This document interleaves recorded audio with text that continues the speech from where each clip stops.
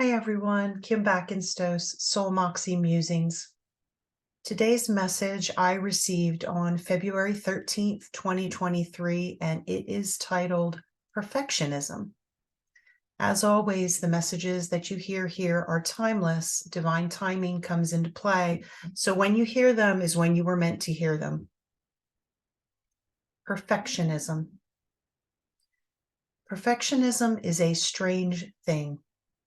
It is something that so many strive for, yet something that is fleeting and elusive. Why is that? Perfectionism is subjective. Perfectionism is transient. Perfectionism is a living word. Perfectionism does not exist in the physical third dimension realm. Perfectionism only exists in the spiritual realm, the unseen realm. So that begs the question, if it is unseen, does it really exist? Can we prove its existence in the unseen realm? If we cannot, does that mean that perfectionism is a lie? Let's look at some of the definitions of perfectionism. In psychology, it's defined as a personality trait that demands of others and of oneself an extremely high, flawless level of performance in excess of what is really required by the situation. This definition lends the suggestion that, as a personality trait, perfectionism is as individualized as one's own personality.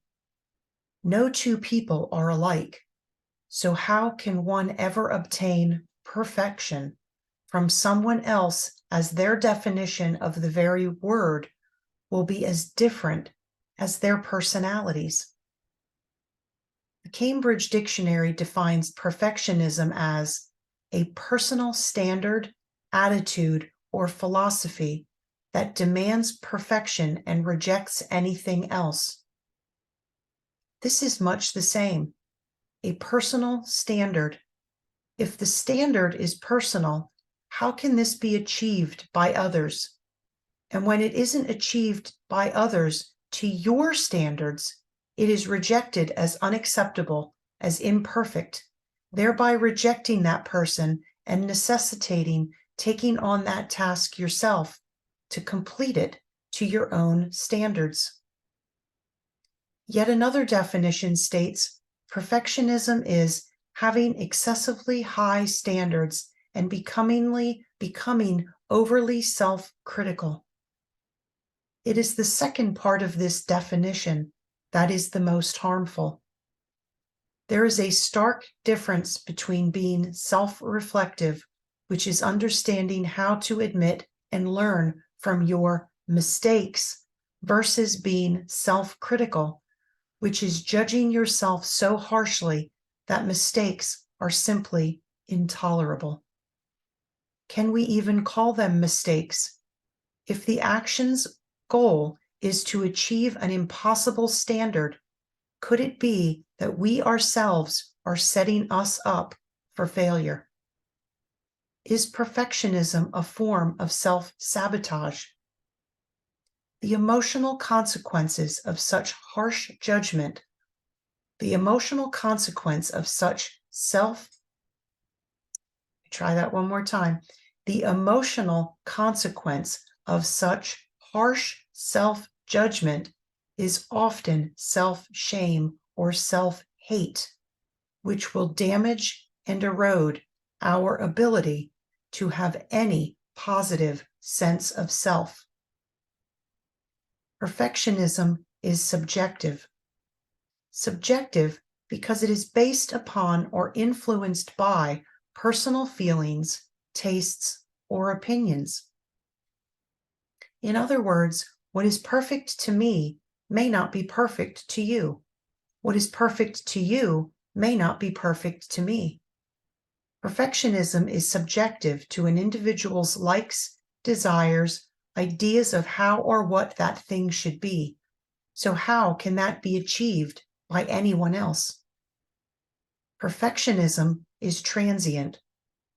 Transient because what is perfect for you today most likely will not be perfect for you tomorrow.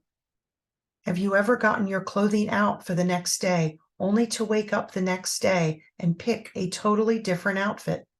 The one you picked the night before was perfect at that time, but the next day it was no longer perfect and you chose a different outfit.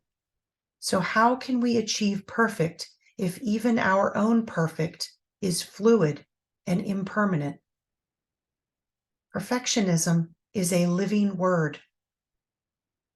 It is a living and breathing word because of what I explained in the last two paragraphs. You will have different definitions of perfect for each situation based upon many factors in your life. What day of the week it is, what your emotional state is, whether you're hungry or not, whether you got a good night's sleep or not. The list is endless. One thing is consistent. What is perfect for you in this exact moment may be different to what is perfect 5 minutes from now. Perfectionism does not exist in the physical third dimensional realm.